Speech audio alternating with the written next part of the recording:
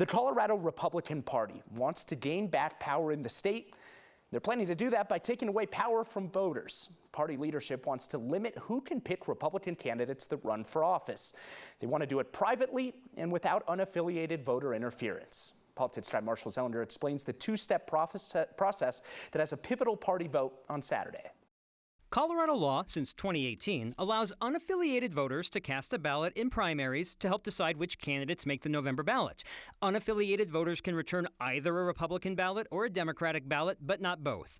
There is a new effort by the leaders of the Colorado Republican Party to close the party's primary to only select few Republicans, with no petition on candidates. There are 1.8 million unaffiliated voters in Colorado, almost half as many Republicans, 931,000, and one more number. There are about 3,000 Republicans that vote as delegates at the state party assembly. That's who Republicans want picking the candidates. So if the Republican Party were to close the primaries to those who show up to the caucus and assembly process, it would not only be keeping the unaffiliated voters from participating, but about 99% of all Republicans as well. The law that allowed unaffiliated voters to vote in either the Republican or Democratic primary also allowed for the Republican or Democratic Party to opt out of that.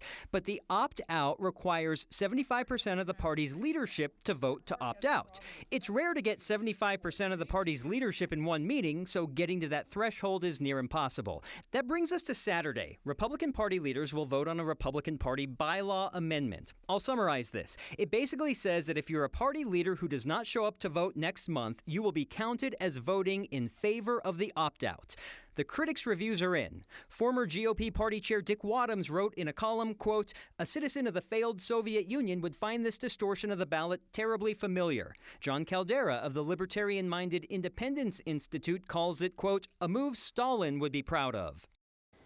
I reached out to Party Chair Dave Williams today, did not hear back yet. So why does the Republican Party want to limit who can take part in selecting its members? Here's one reason from one of the handouts. And you'll see on the left side, consequently, nearly every area of our lives is governed by people who cannot be verified as having been honestly elected.